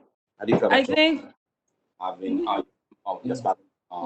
Yeah, I mean, I think, like I said, it's about trust, and I trust that Stevenson. Like before I trust somebody else, I trust Stevenson. So I trust him with everything. So so in the sense that Stevenson doesn't hide anything from me. So I think it's okay. I think as long as there's a communication and there's trust, it's like it should be fine. Mm-hmm. And I think the main thing is to have the fear of God. Once you know your spouse have the fear of God, or whether it's the husband or the wife have the fear of God. That's the main thing. But for me, I think my wife, she doesn't really. She has like her friends, like her mom, like more older person, like me, the same thing too. So we kind of like good on that. Yeah, it works. Also, it has to do with like respect. Like if you're if you're friends with like someone who's married, you have to be like mindful, like say like you talk, like ask for your wife or say, can I speak to her? Like I'm gonna give this example. Like Jerry has a friend that he knew since high school, and he's the godfather of her daughter. And I remember like, and again, that this is Jerry's friend, right? And I remember like, but she's so like, she's very understanding and she respects our relationship. And there was a particular time when I went out, I was with Jeremy at the time, and someone's like, Sophie, and they're calling me, and then it was her. And we just talk like, because she became my friend as well, sort of thing, So that's what it is. Respect, and then like kind of like be open to be the other person's friend. Yeah. And just go ahead, Timothy. Yeah, I was just saying, just to add on to that too, I think Sophie kind of touched up on it. Just introduce your friend to your wife, and your wife do the same thing too. Make her feel comfortable. Say, hey, honey, this is, the friend I had since I was back in high school. And you also introduce your friend to your wife, right? Just be honest and open with her. And I think what I did too when I went back to Florida, I kind of introduced my wife to all my old time friends. So now when they call me, hey, how's your wife doing, and things like that. And I'm like, okay, this is what I'm talking. So she kind of know all my friends know her.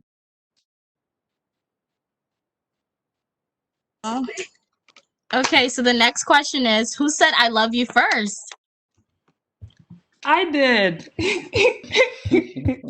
As Stevenson mentioned, because he was coming from a past relationship that didn't work, so he there was a lot of trust issues. So I was the one that had to say I love you first, and I had to kind of be patient.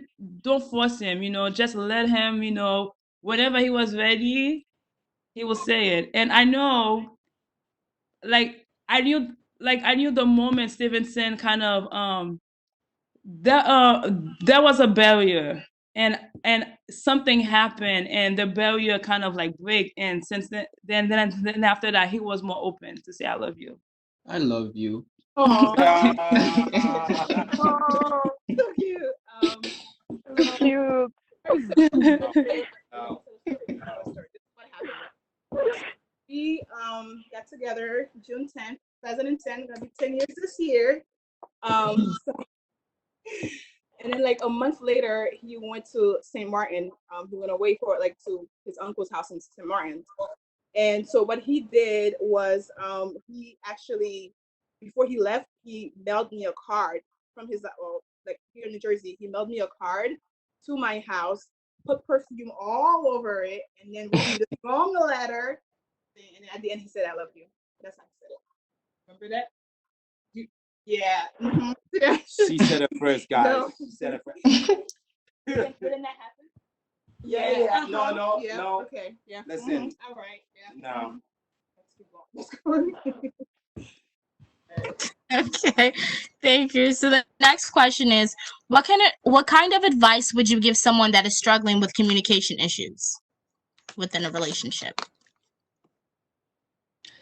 I think that's something that we are still working on, I think it's something you have to make it a priority. Even though I'm struggling to it, you have to make that extra effort to work on it.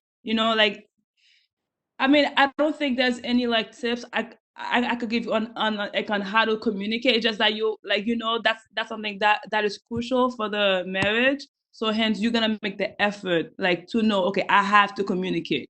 So that's my advice. And I, again, just speaking on the aspect of men, I know oftentimes as men, we kind of hold things in. And I think, but female, they want to talk all the time. So I think, you kind of have to make the effort regardless. Kind of think of it as, I'm not single anymore. I'm not by myself anymore. If I'm feeling happy about something, I can just, just consume everything. Now, God has placed within my life a partner in which I can communicate with. Always try to make the effort to do so.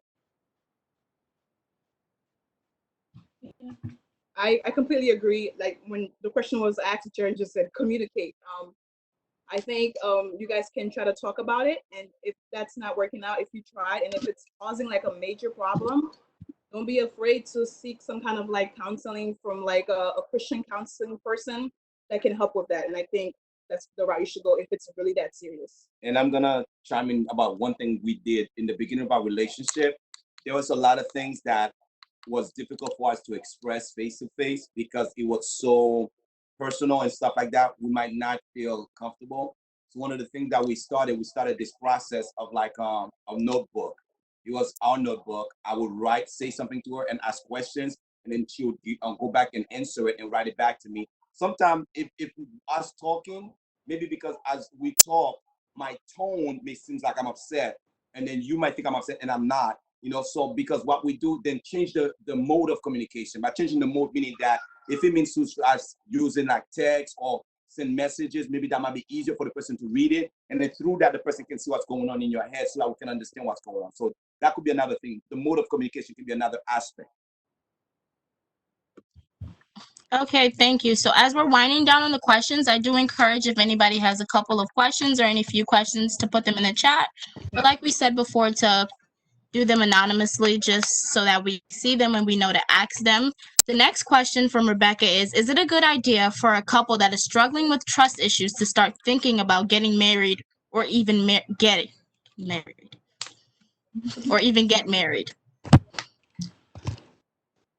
I mean, I think if you don't trust the person, I don't think you should that's the person you should be getting married to, because marriage is based on trust. Because I'm not with Stevenson every day because I go to work, I'm at my job. Stevenson goes to work, he's at his job, So we spend, if you think about it, we spend more time, more awake time away from each other than together. So if you don't trust that person, then I think, you should, question, am I I don't think that marriage is gonna work.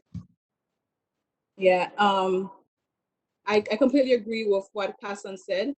And at the same time, but the thing is, like, the question is, do you not trust your partner because of something or your person that you're, courting because of what they did? Or do you have problems with trust in particular from something that happened in the past? If it's from something that happened in the past with someone else or other things, then I think you should try to work on that with yourself. Again, there's nothing wrong with getting advice from godly people or getting counseling to see if you can fix that problem. Say, I have trust issues. It's not that the person did anything to me, but it's just like there's something in me I can't trust anymore because of the things that I dealt with in the past. So I think getting counseling can help in that route.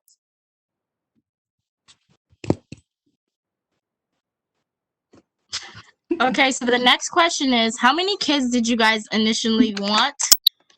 Do you guys have any agreements on the number of children, or what gender were you guys initially hoping for? Or how many kids do you want? You want to answer that question? Yeah. I think, before coming into a marriage or even back in the past, I always had in mind, having like a football field. But, I guess as you get older, you get more mature, you kind of see the reality of things. I think, we kind of, the number is much lower now. I'll let you speak to that. Much higher? Yeah, it's much lower. It's much lower now, and we are seeking God for direction. So that's all we gotta say. Yeah. For me, it was like I wanted 5. She wanted 3. But I was willing to say, okay, we can get pregnant 3 times, but we can still have 5. One. Jeremy came in, okay, it was 1. I wanted 2 sets of twins, but so that didn't happen. I don't know. But honestly, after Joshua, I was like, you know what? No, it's real. When you have 2 kids, but then Josie came. But honestly, I still cannot imagine our family without her. Because she became part of the dynamic of our family. So at this point, I want to say that it's up to God. For me, I said, Amen. But I don't know if that's what God is saying. So that's why I say. I wanted 3 kids, but there have been dreams, so I'm gonna let God handle that. Dreams. Yeah. All right, so we have just a couple more questions to get through, so we do ask that the answers are brief. Is it biblical to wash your spouse's feet during a wedding ceremony? That's the next question from Melissa. What do you think? Answer that. I'll let Jerry start first on that. Wow. Melissa, thank you. But is it biblical? I don't remember. I don't recollect any Bible passages that state that, you know, when they were getting married, because, you know, it was part of their culture. But the one thing I know is that I think Larry, when you talked about it recently, because you have to understand that culture part of it and what it represents. But you and your wife, you can do it for one another on a personal note. But during the wedding ceremony, I mean, some people do it because that's the way of showing the sense of submission, you know, and then humility towards one another, because the Bible do say that you need to humble yourself both one to another. So I think that's what it represents. It's a symbol of humility, but I'm not saying it's a biblical aspect where it's a must be done sort of thing. I mean, just to add on to what Jerry stated, one of the things that people nowadays they practice is they take communion during the wedding. And as you look within the biblical aspect, when Jesus partake in the communion with his disciple, he also washed their feet. So it is not we wouldn't say that it's not biblical to do so, because if we do communion, we think in communion is biblical. So washing the feet is biblical. But again, and I think something that you can partake within that, maybe, you know, during that nice ceremony as you enter into the hotel room with your wife, you know, it'll be a wonderful thing for you to do, to wash your wife's feet and your wife wash your feet. And I think there's nothing wrong with that. Okay, thank you. So the next question is from Burley. Is it okay to omit some information from your partner to protect their feelings? Anyone can. You want to start? You can start. Okay. I mean, I don't think it's wise, especially with female. Let's say that it's something that you kind of hide from her, and then she find herself in a let's say like in a crowd in which they talking about this particular thing that you did, and then she doesn't know about it. You know, by the time she gets to you, she's gonna be very angry. How come, you know, you didn't tell me this, you didn't tell me that? I have to figure out from someone else. And I think it would be wise for you to kind of express it to her first, so she can hear it from you first, so she doesn't have to hear it from somebody else. Hey, you know, and that, and then so forth. You know, I have to deal with that. Yeah. So yeah, I mean, I think there was one thing before we got married. Stevenson didn't want to tell me because he was trying to protect me, but somebody came and told me straight out. So eventually, especially if it's something that other people knows, eventually it's gonna come to like to your spouse. So it's better to just let the spouse know. Yeah. Even if she's gonna beat you up next time. Yeah, I think that's the concept. Like I said, we want to make sure we establish the trust, communication, and like I said, I think what we said in the beginning of the relationship, and that's what we're saying. Some people, a lot of time, we trying to pretend, we trying to give that facade and things. We trying to omit, not lie, to the point that we don't want to hurt that person. But the thing is that that person themselves, they're gonna feel at some point that as if like everything was based on a lie sort of thing. So, you know, sometimes we get those options, and that, you know, just speak the truth. Speak the truth.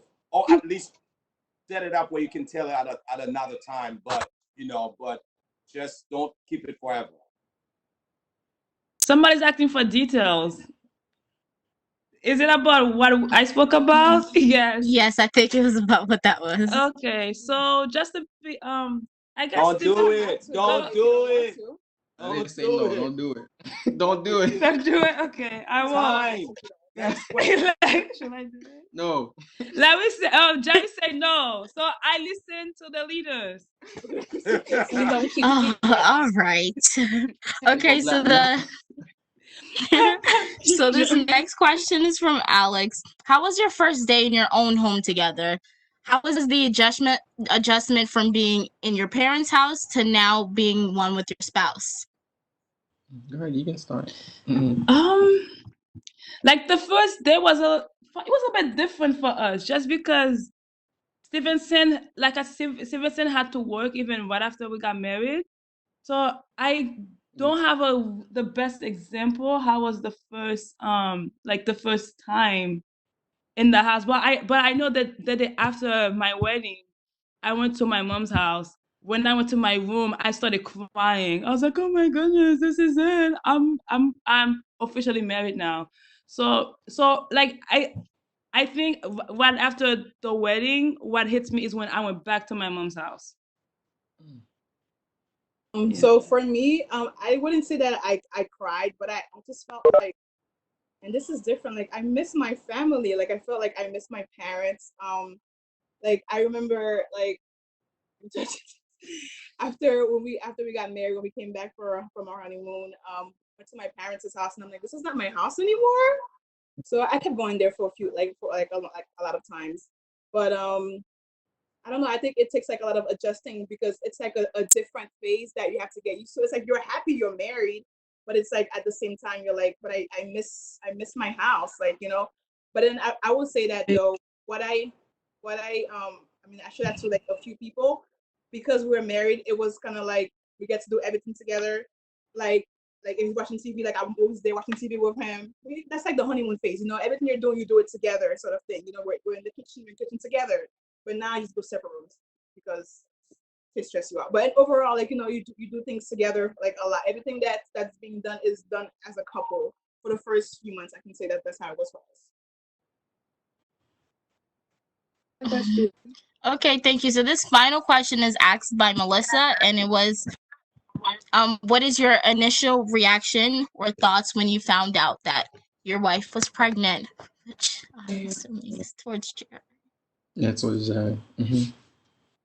When I find out, all 3 times or the first time? The first time. It was exciting, you know, because that was something that, you know, in the beginning, like we were like before and everything like that, because, you know, one of the things we wanted to kind of start a family, and so it was really excited for me. It's I don't know, it's just like here in the concept, I think we'll be excited. Somebody running around, but now you're looking at them, it's like, but it's good. It was over. I don't know. It's just full of excitement and joy, and then, you know, the unknown, and it's I don't know. It's just a lot of the other two. The other two. Yes, an updated question. What will be your initial reaction and thoughts to Stevenson? After me, you know, then Joshua was about to come. It was like kind of like, it's kind of like, huh? Are you serious? Josie, I didn't believe that. No, both times you were like, you're lying. Stop lying to me. You're lying. Because, but it was just like, you know, it's just, and finally, you know, it's just you adjusted. No, but at first he was kind of like, but Josie was like a surprise. I was like, any other way. But I enjoy it though. That's baby girl, you know. Yeah, you saw it. Because this is Stevenson. That's okay. That's to you. That's for both of us. No, Stevenson, why would be your first? Oh, okay. I think for me, I think, you know, just being around kids all the time, you know, in the school system. I mean, sometimes, you know, you kind of just seeing like when they have like certain plays and how the parents come, you know, how happy they are and things like that. I think I'd be like super excited, you know, the day that when this happens, I'll be super excited. Okay, thank you. So that was our final question. So just before I close it out and send it to pass it to Larry, I just wanted to ask if there was any advice or anything that you can tell us about what we should do during our singleness and our waiting. Both of you can answer. During the singleness, one thing I would say, just be honest with God. And I know there's a lot of time, you know, if you want to get married, which is all of us want to get married, don't hide it from God. Just have that, you know, that open conversation with him, you know. And I think that that helps. I think I had to get to a point because, you know, I got married later than, not late. I got married later than most people, you know. So in my single time, I had to be like, God, you know what? Ou parle avec bon Dieu. You have an open conversation with them because God already knows what's going on and in your mind. So man as well, just, you know, tell him exactly how you feel, and believe me, he really listens. My next advice is, if you are single, you wanted to get married, I would say start saving now. Start having a healthy spending habit, because planning a wedding, a life after the wedding. Like for me and Stevenson, we are 2 years and a half. So you want to start saving, not a pale monovini. You start preparing. So you start preparing, because as you are praying, God's gonna give you the person. You start preparing, so that when God bringing that person, that you have a lot of things said. And also is, don't be so stuck on that list that you make. Just be happy. Just be open to what God has for you, because only God knows best. And it's so funny. On Saturday, I'm just gonna share my experience with you guys. On Saturday, and it shows you how the importance of, don't go based on a list. When God give you someone, God's gonna give you the best person. So I remember on Saturday. So Stevenson was preaching on Sunday. So Stevenson went out and spent all day fasting. But on Saturday, so when he came home, I just felt the need to go into prayer. So I began to pray, and I saw Stevenson coming in after he spent all day out fasting. He came and we were praying together. And as I was praying, I was like, Stevenson, I want to pray. I want to pray for your sermon that you're going to deliver on Sunday. And as I was praying, the Lord, God was like, you need to lay hands on your husband. So I began to lay hands on Stevenson. I began to pray for him. And after we were done praying, Stevenson was like, when I was in the car, I was gonna ask you to pray for me for my sermon. What do I have to say for that? Let God pick for you, because when God picks for you, you will not have any regrets. Mhm.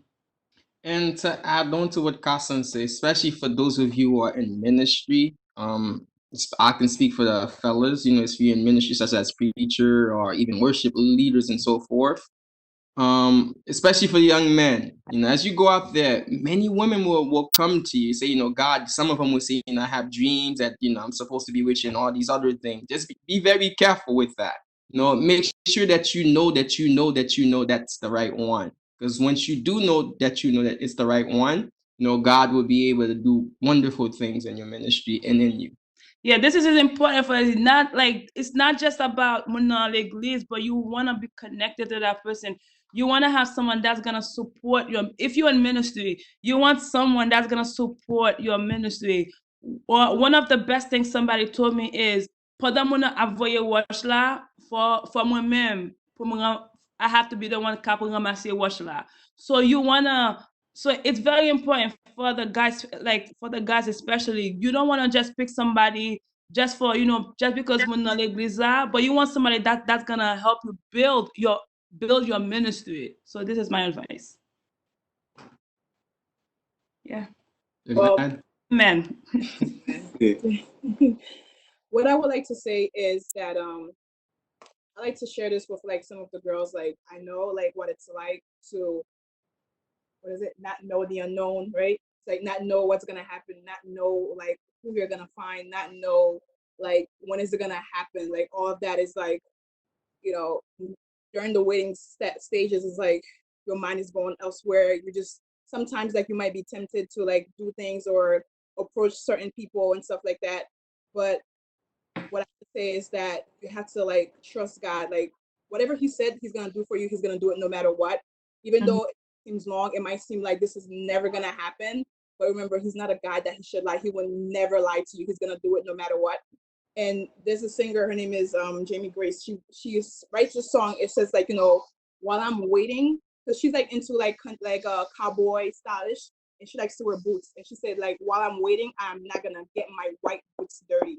So during the waiting period, do your very best. And of course, don't say I'm gonna do it myself. With God, you can do all things. And that's staying in prayer, reading your scripture, getting counseling, do whatever it means. If it means that you have to cut some friends out, I have to do that in college. I told all you guys that I had friends that would tell me stories or do things, and then that was leading me to the wrong path. And I had to stop being friends with them because I didn't want to. I felt like I was getting weak and I didn't want to fall at that point. So if it means that you have to cut some people out, just do it, because again, like I said before, you don't want to do anything that you're gonna like regret in the long run. So while you're waiting, and even if you did certain things that wasn't right, just know that it's not too late to restart fresh, to restart over, because our God is a very forgiving God. That no matter like what was wrong, what seemed like to be like very bad, He can fix it. He can like he can restore you. He can rebuild you. So like for like I know like some of my friends, like they had to go through a process like during the waiting where they did fall and then they got back up. As Scripture said, though wise men fall 7 times, he gets back up, and that's what matters. So just focus on God, keep praying, keep fasting. That at the end of the day, God is gonna give you that person, the person that you're waiting for. He's gonna give it to you. Everything is gonna be all good. It's gonna be all right. Don't worry about it. I know like you've cried. I know like things were rough and stuff like that. But trust me, when the day comes, when the day of your wedding comes, it's gonna be a celebration, and you're gonna say, God, like we're working like on it all along. For those of you that familiar with me, one of my favorite verse is Philippians 1:6, and I keep telling you guys that became like a stepstone for me. It's who that begot a good work is able to complete it. So the moment you begin to believe God, you trust Him, and your God says that I'll never leave you nor forsake you. So basically, these are the promises that He make, and He says that, listen, I will do for you. It's like you got to release your hands in His. You have to release your life in His hand. Yes, completely let Him guide you. Because I know sometimes it's hard. I was listening to this person this morning.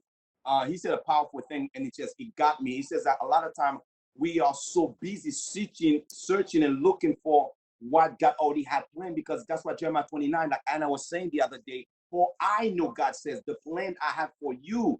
But we don't say, God, what is your plan for me? And we're just trying to keep pushing our plan. And remember what we say, if you keep pushing your plan, your agenda, and what God has in mind, it doesn't coincide, because Anna said it again, for my way is greater than your way. Because your way is not my way, all these different things. It's just like, we got to understand that trust me, the temptation is real. Your friends and everything, your environment is determined to make you fail even before anything starts. But you got to understand that what is it that you have in mind? What goals do you have in mind? Where you want to be, who you want to be with, and all these things. The moment you settle with that and you coincide with that, you say, God, you know what? I want to follow you, and I just want you to guide. Trust me. I'm not saying it's going to be an easy path. It's going to be has a lot of trials, tribulations, but at the end of the day, you're going to stop and say, oh my gosh. Couldn't be any other. I just want to say, like, and don't sit there and compare like your story to someone else's story, because God has a specific, particular story that's perfect just for you. So don't compare yourself to. And also, don't fall into people's peer pressure. Like I know sometimes, the Haitian culture, they put it online, they're like, kill up my what, when are you gonna get married? And don't let that pressure you guys to, to fall, to get married just because people want you to get married. And one thing I would say, like, if you end up in a marriage and God did not design a marriage for you, trust me, you don't want that. Trust me, you do not want that.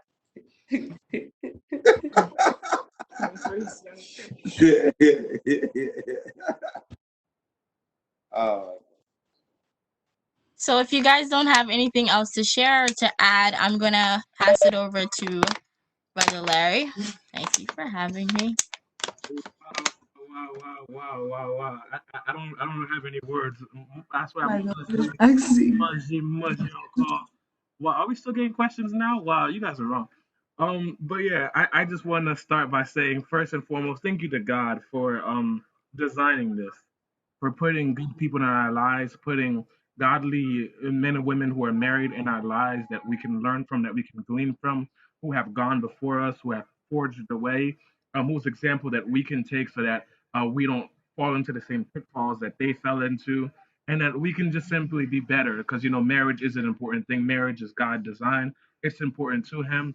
He said in the beginning, it's not good for man to be alone. He says in the book of Malachi that He hates the voice. So we know there's something that's very important to God, and who you spend your life with, is something that you want to be sure that you're making the right decision about. So in general, we just want to thank God for that. We want to thank God for the panelists who did an amazing job both tonight and who did an amazing job Tuesday. A round of applause in the comments. Yeah, you can see an applause button. Or yeah, we just meet ourselves. Just thank God for them for being so open, for being so transparent. Not trying to make it seem as though their marriages are perfect, that they've never had any disagreements, but just being open to us to giving us a glimpse as to what the future is. A lot of us, we have parents that are here in this country, but they were born in Haiti. When they got married, it was a different time, it was a different culture. This is something that's more like similar to what a lot of us are going to experience when we got married. So it's kind of cool to have an understanding about that. I don't know about you guys, but I'm feeling this. I'm feeling in my soul that we might need a part 3. Let me know in the chat if that's something that you guys want to see. I don't know, but I'm here. But yeah, you guys let. Oh, some people are saying part 3. So Stevenson, Carson, I don't know when. Jerry, Sophie, I don't know when. But I'm sure Anna. I didn't mention you yet, but the Lord is I'm coming. okay. You and your man's got to come on for part 3. So what I love about this is that it just keeps on getting bigger and better. Only in the second time, and I'm already very well pleased with the outcome and what we've learned. So yeah, we'll see what comes next. Part 3, can I have my parents on here? It's like, nah, I don't know. Yeah, I was thinking of old couple too. So that's something that we're gonna work on it. So, Hassan, Stevenson, keep your phones open. Anna, get ready to request a day off from me. I don't know what's gonna happen. Yeah, so someone take a note of what's being mentioned in the chat because once we close, I'm not gonna be able to see it anymore. So I'm hearing a lot of great suggestions. So a pastor, yeah, maybe a bishop Pippin. I don't. The name. I don't know. So yeah, we'll have to see. It's getting kind of late, so I see symbols in there. Time, are you taking note of these great suggestions? I hope you're taking note of these. Screenshotting. Yeah. Like I said, we're gonna. I don't think this is meant to end here. I think it's something that we're gonna continue. So we'll keep on working out the details, and like I said, everyone keep your phones open. We'll let you guys know about what comes next. So as was mentioned before, this is how we want to close off. We want to close off as we started off with, that's in prayer, and it's gonna be a two-way prayer. So those of you who were in attendance, the attendees who felt as though you were blessed, who felt as though you were able to glean, that you're able to learn from the experiences and the advice of our panelists, we're gonna pray over them. We're gonna pray over their marriages. I believe Sophie and Jared, it's been you said, guys said it's close to 10 years of marriage. Huh? Years of 10 years of knowing. total. Yeah. 10 years total. 7 years will be 7 years in August. It'll be so, yeah. I'm like, yeah, Jeremy's not okay. Yeah, Jeremy, how old are you? But yeah, what I want to say is that, like, we know out there in the world there are a lot of couples that don't even make it that far. Custom Stevenson, how long did you say it was for you? I don't remember from the beginning. Almost 2 years. 3 years? So Two. 2 years? Oh wow. Two. Almost 2. Okay, so it's almost 2 years. Anna and Reggie, I believe you guys are close to Sophie and Terry, so a little longer than 7. Well, yeah, it's about 7 years. Almost 7 years of marriage. Yeah, so almost 7 years. So that is a blessing. You don't find that anywhere. Some people, they get married one day and the next day they're already getting divorced. If you a Grey's Anatomy's fan, that's like marriage is like water there.